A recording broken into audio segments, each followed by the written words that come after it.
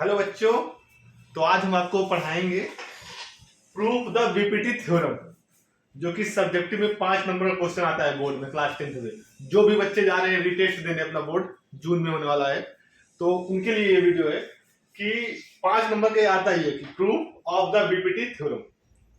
तो पहले बात जानेंगे बीपीटी थ्योरम होता क्या है, बीपीटी थ्योरम कहता क्या है। ये देखो, पहले ये एक ट्रायंगल है,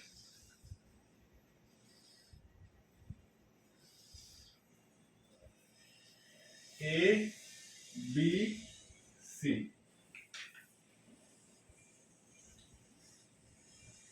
डी और ई। तो क्या कहते हैं, जो ये बीसी है ये डी के पैरेलल है। दूसरे मार्कर से लिखते हैं, हमको गिवन दिया है, मतलब होता दिया क्या है क्वेश्चन में, डी पैरेलल टू बीसी। तो अगर ये इसके पैरेलल है, गिवन क्या है, डी पैरेलल टू बीसी, अगर ये इसके पैरेलल है तो बीपीटी थ्योरम क्या कहता है, एडी अपॉन डीबी, मतलब इसका रेशियो अपॉन इसका, इन दोनों का रेशियो किसके इक्वल होता है, इसका अपॉन इसका, ए ई अपॉन ई सी। ये क्या बोलता है, ये हमारा बीपीटी थ्योरम होता है। अब इसी को हमको प्रूव करना है। बीपीटी थ्योरम यह कहता है कि अगर ये ट्रायंगल है, इसकी जो एक साइड है इसके पैरेलल है, तो क्या होता है, तो AD upon DB equal to A upon E C.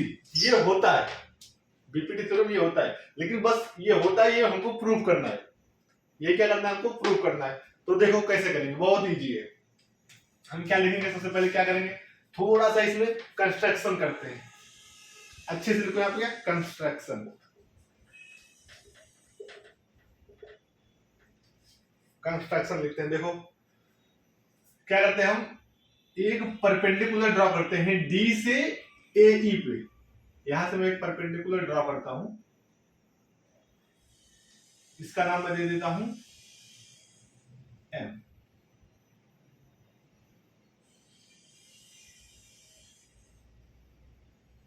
ये परपेंडिकुलर ड्रॉ करता हूं, और दूसरा मैं परपेंडिकुलर ई से ड्रॉ करता हूं, किस पे, ए डी पे। पहला परपेंडिकुलर मैं क्या करता हूं, डी से एक परपेंडिकुलर ड्रॉ करता हूं, किस पे, ए ई पे। दूसरा मैं ई से ड्रॉ करता हूं ए डी पे, यहां पे। ये मैं ड्रॉ करता हूं। तो कंस्ट्रक्शन में क्या लिखो, ड्रॉ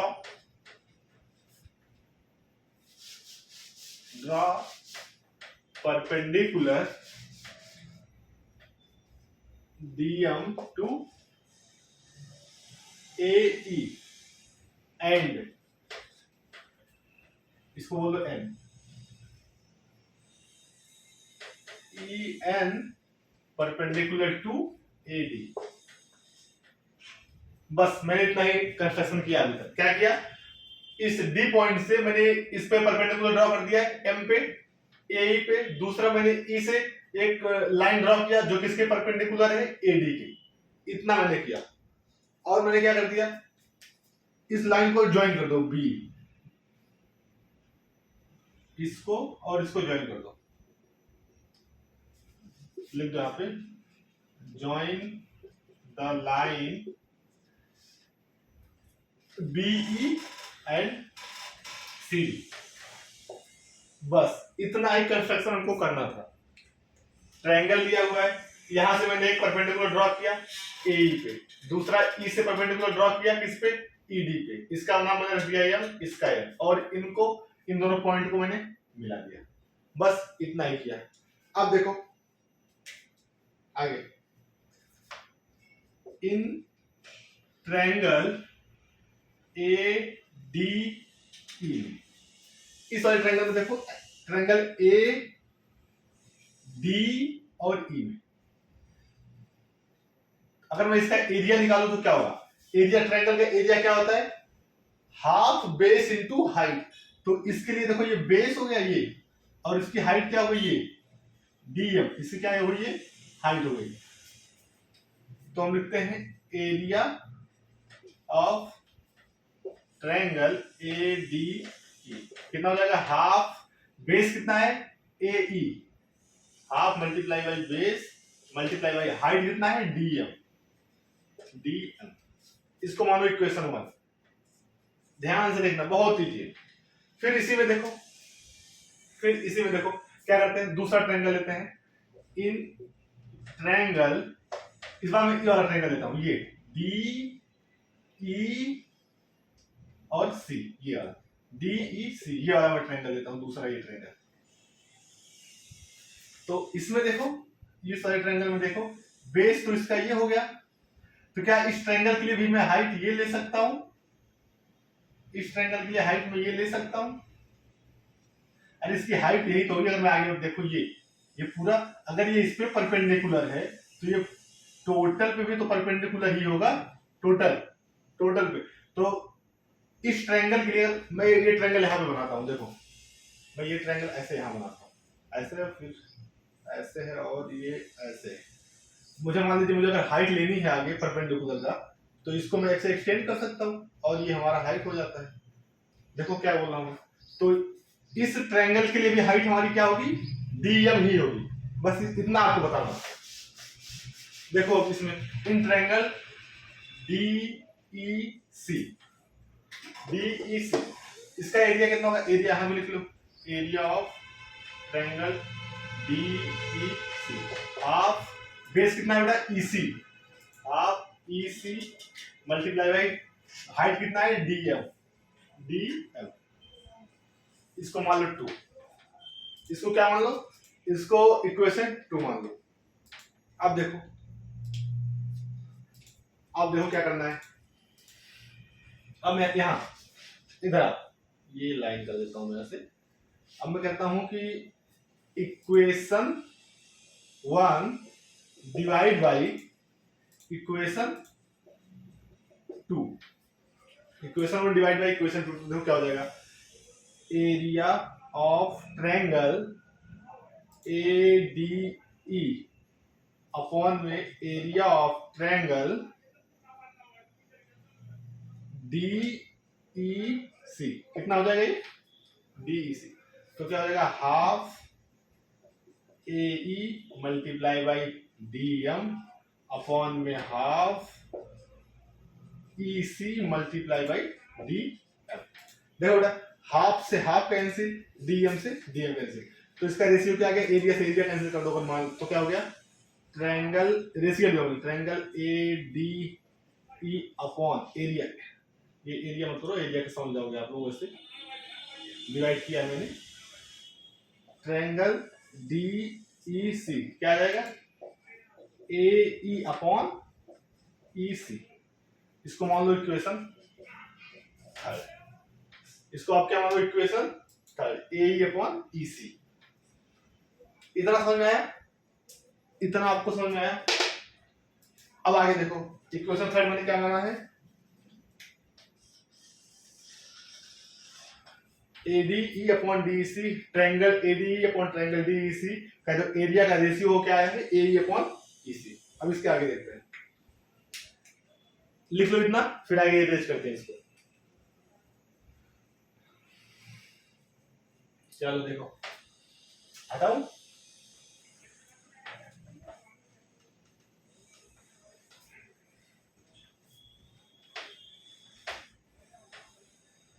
ये इक्वेशन 3 में आया है। अब मैं फिर से क्या करता हूं, फिर से मैं देखता हूं इन ट्रायंगल ADE, तो इसमें मैं ट्रायंगल में देखता हूं, तो फिर से मैं इसका एरिया निकालता हूं, area of triangle ADE, area of triangle ADE, छोटा दिख रहा है, बड़ा दिख रहा है थोड़ा, ट्रायंगल ADE। इस बार क्या करता हूं, एरिया इसका क्या होता है, हाफ बेस, इस बार इसका बेस में ये लेता हूं AD, इसका बेस में क्या लेता हूं AD, और AD ये बेस लेता हूं, तो इस पे परपेंडिकुलर क्या होगा हमारा, ये होगा EM, ये हमारा M क्या होगा परपेंडिकुलर EM, तो क्या होगा, हाफ बेस कितना है AD अपॉन EN, इसको मानो इक्वेशन 4।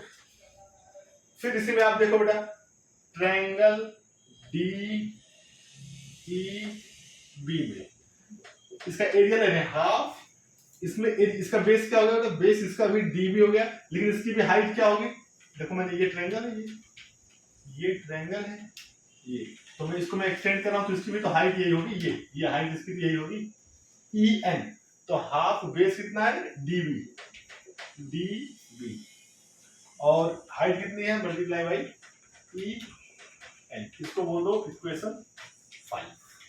फिर से वही काम करो, इक्वेशन 4 डिवाइड बाई इक्वेशन 5, ये आपको इक्वेशन 4 डिवाइड बाई इक्वेशन 5, तो आप देखोगे क्या आएगा, triangle A D E upon triangle D E B equal to क्या आएगा, हाफ से हाफ कैंसिल हो जाएगा, ई एन से ई एन कैंसिल हो जाएगा, क्या आएगा A D upon D B, A D upon D B, इसको मान लो इक्वेशन 6, सॉरी इसको मान लो इक्वेशन 6। अब आप देखो ट्रायंगल एडी, यहां पे ट्रायंगल एडी, यहां पे ट्रायंगल डीईसी, यहां पे ट्रायंगल डीईबी, अगर ट्रायंगल डीईसी ट्रायंगल डीईबी के बराबर हो जाए, area sorry if area of triangle D E C equal to area of triangle D E B हो जाए, तो हम इन दोनों को आपस में बराबर कर सकते हैं। देखो ये कैसे होगा, तो मैं इसको लिखता हूं, triangle area of triangle DEC equal to area of triangle DEB।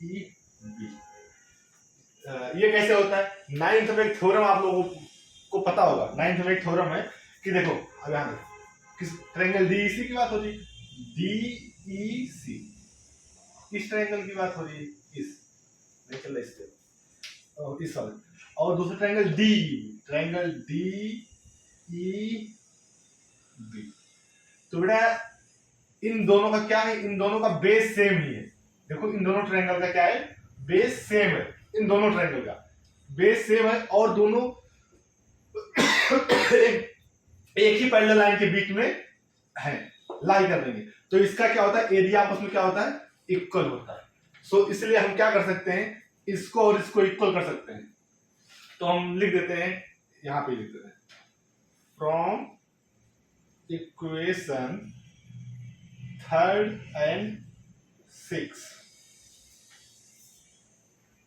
AD upon DB equal to AE upon EC, यही मुझे क्या करना था, प्रूफ करना था, हेंस प्रूफ, यही हमको क्या करना था, प्रूफ करना था कि ये समझ आया कि इसका और इसको हम इक्वल कैसे कर दिए। सर नीचे तो ट्रायंगल DEC है, यहाँ पे ट्रायंगल DEB है, तो लेकिन मैंने क्या होता है, एरिया ऑफ ट्रायंगल DEC इसका जो एरिया होगा वो इसके एरिया के इक्वल होगा, क्यों, क्योंकि दोनों का बेस क्या है, सेम है, दोनों का बेस सेम है, तो यहां से हम दोनों को इक्वेट कर दिए, जो हमको प्रूव करना था वो आ गया। जैसा मैंने लिखा है ऐसे आप एग्जाम में लिख के आइएगा, पूरे 5 नंबर आपको मिलेंगे। Thank you.